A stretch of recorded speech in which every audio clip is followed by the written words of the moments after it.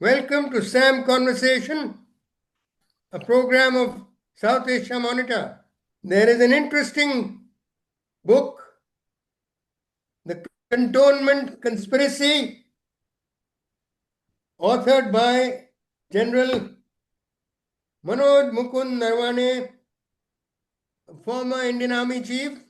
General Naravane was commissioned in the Army in June 1980 in the Sikh Light Infantry, 7th Battalion, the Sikh Light Infantry, and has seen more than sufficient service against both the Chinese and the Pakistanis.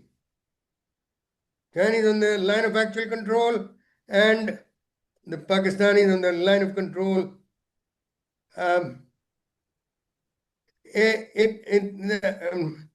One must commend his flair as a writer. This is actually his second book. His first book is 4 Stars of Destiny. It's a memoir which was sent for release in 2024, but has been delayed owing to a review by the Defense Ministry, which is generally standard operating procedure for books authored by former high-ranking officers. But the Cantonment Conspiracy is a nice racy thriller set in a military environment. And its two main characters are two recently commissioned officers from the National Defense Academy and then in the Indian Military Academy, one of whom is a lady officer. And the timing of this book is quite appropriate because this book has been released on about barely 2 months ago, and barely a month ago, on 30th of May, in the National Defense Academy, 17 lady cadets passed out for the first time. And these, in another year's time, they'll become officers. So General Naravane's book is set in this time, and he has. It's very interesting that the lady officers who started coming into the armed forces, Army, Navy, Air Force, as officers in 1992, initially were only in non-fighting arms and still are in the Army, at least in non-fighting arms, direct fighting arms, but they are in support arms, like the engineers, some regiments of the artillery, and all others, but not the infantry. Here, General Naravane, as the author, has gone ahead and shown that one lady officer has been commissioned in the infantry also. And it's a nice racy story. Without going into too much, I'll request General Naravane to bring us, to whatever led him to come so far. Good evening, and thank you, Colonel Bhat, for that very fine introduction, and a pleasure to be speaking to you and to the South Asia Monitor. This talk of ours has been long overdue. I'm glad that we have finally been able to schedule it in between all my travels here and there. You have quite rightly said that, I've set this book with the women cadets in mind. And one of the reasons for doing that was that while I was in service, when I'd gone to the NDA for their passing out parade in the month of April, that year it was earlier because they were still catching up with that COVID cycle. So Yes, that yes. year it happened to be in end of April, just before I retired. And during the interaction with the media, with the press, after the parade over a cup of tea, one of the reporters had asked me that when can we expect the first ex-NDA woman officer to become the chief? So I had to, stop for a while and do some quick mathematics. And I said it will take only about 40 years or so. Uh, That's because I got commissioned in 1980. I became a chief in 2020. That's almost ah, 40 years, yeah. But, that planted that seed in my mind that why not, when we're writing this story, base it around the first ex-NDA woman to get commissioned. Women have been there in the army for more than 2 decades, but the first ex-NDA woman officer would only get commissioned in May, June of 26. And that is where the story is set, June 2026, when after a year's training in IMA, they will get commissioned and go to their respective regiments and corps. And therefore, I went a step ahead and said, okay, it's a work of fiction. why not? Why not put one of them into the infantry and let's see how the story No, progresses. and after That all, was the background, yeah. no, there are countries in which um, women are in the.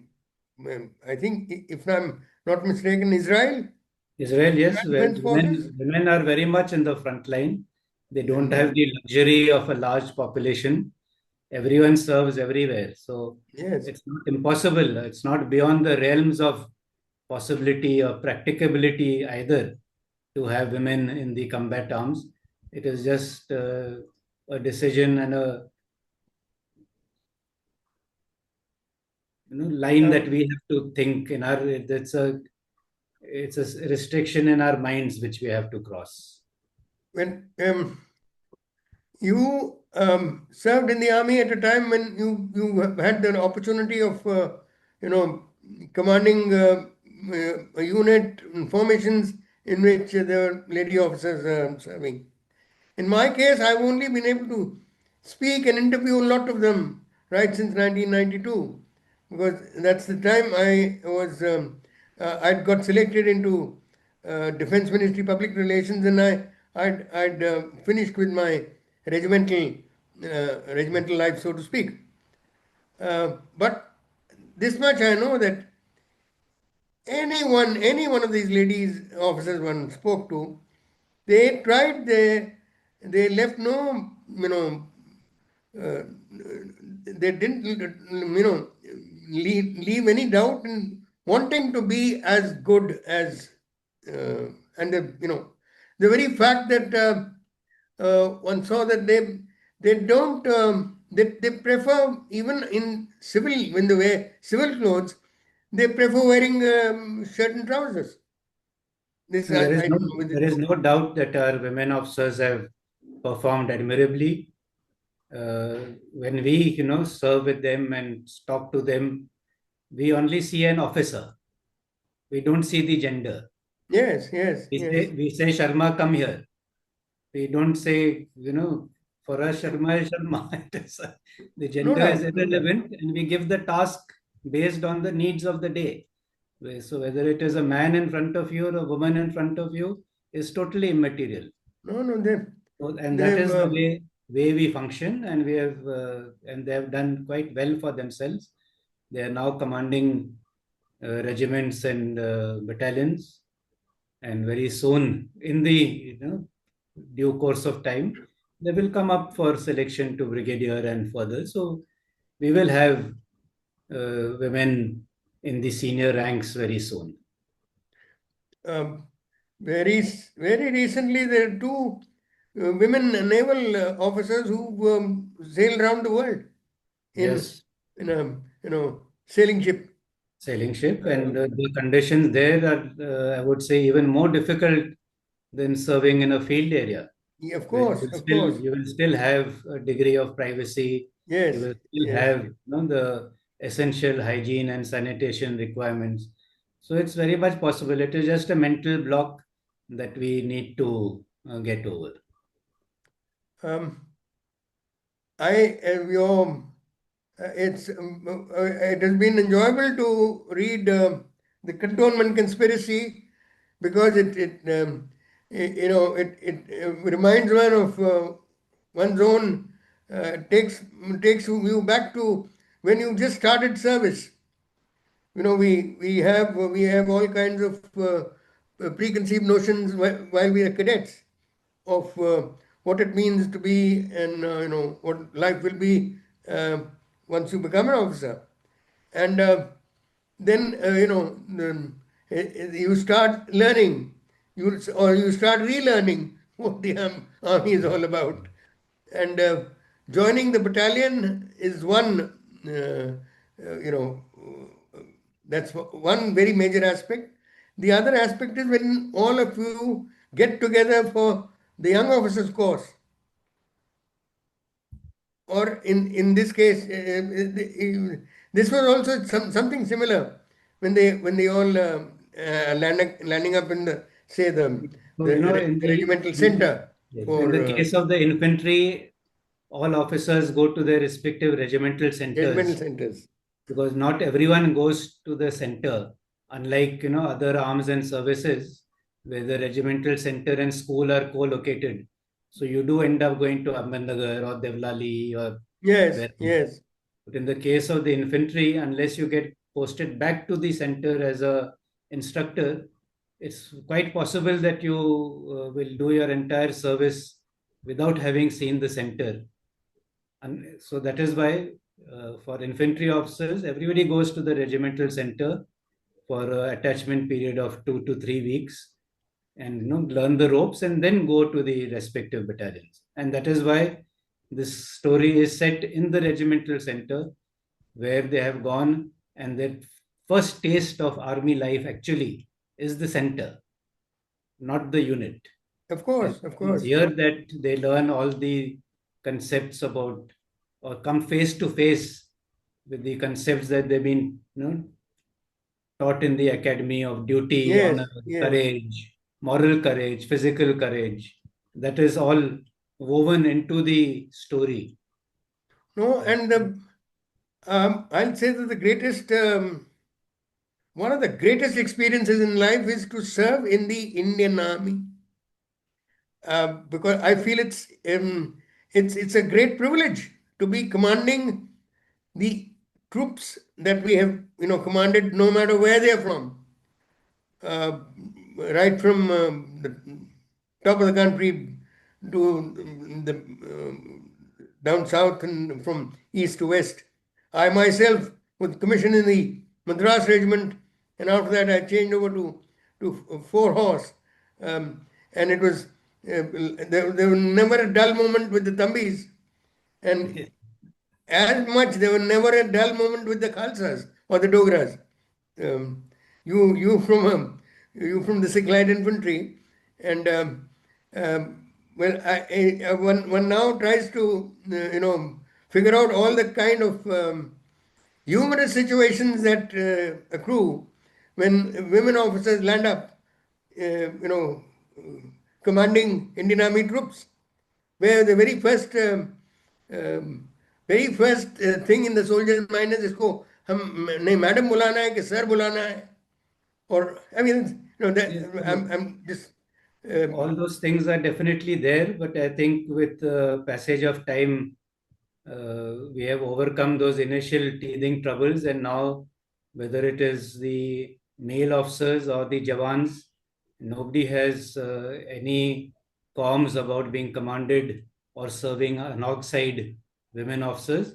And that is what is exactly portrayed in the book, that the Jawans follow her, and even the yes. other officers also, sometimes defer to her uh, her suggestions, because they're all equal. Quite, but Nobody is more or less, and it is in this, you can write a book on leadership and management, yes. but the same aspects of leadership and management, you can weave it into a story form. It doesn't always have to be a non-fiction book, and that is how No, I put these qualities out into the book through the various characters, not only Rohit and Renuka, who are the main protagonists, but the three also R's, the Rohit, Renuka, and and Rehmat. Mehmet, but also the other officers, the Yes, yes, commandant, the yes, deputy yes. commandant. Each is showing a particular military trait, characteristic, leadership quality, which we value so much. So I've got that out, but in the form of a story, of a fiction, a murder mystery, which will be more appealing, which will have a wider readership than only people with only academic background who would otherwise, not pick No, up a no, book this is of this a sort. book which can be enjoyed by a civilian also. Villain also, but who reads it can understand the And qualities who, which are required of an officer, whichever field yes, he yes. might be in. Yeah, No, but when, as one cannot but help admiring again the traits of our soldiers, when you go back into military history and see what things were like for them, say in the First World War, there were 1.5 million who right. were And they fought on all out of fronts. 1.5 million who won, who was the winning factor for the Allies.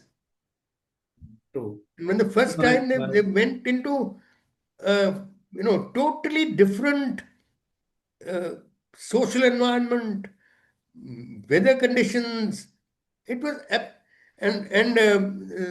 I think the first compliment they got very soon after their deployment there was from the French. They said, yes, "You so you our you soldiers you come guys from a have turned the very tide of hardy war." stock. Our soldiers come from very hardy stock and background, and they're able to withstand physical, discomforts and stress and strain much more than the counterparts in the Western armies or No anywhere. doubt, no And I doubt. have seen that in so many joint exercises which we have done. And again, this is an aspect which has come out in the book, how Yes, yes, that's why the uh, soldiers in the training center are also toughened and also have those qualities. And no matter whether it was 100 years ago or today, the Indian Army remains the same. We oh, are The foundation no, is the it same, is from there that the Indian Army and we will acquired the remain reputation like of that being the as we best go in the in the world future. almost. Yeah. So that is, the continuity part is also brought out, Huh? the traditions, and how Now the you're new like officers have to understand that they have to be now part of this tradition. Now they are writing the next pages of history. Rohit is a third generation. You've But shown him as a now, yes, third generation now officer. he has to write the next generation's history. So he can't let down the previous generations. So now they're part of history now. So that awe they feel when they see the mess and the trophies for the first time and realize that now we are in the system, not outside.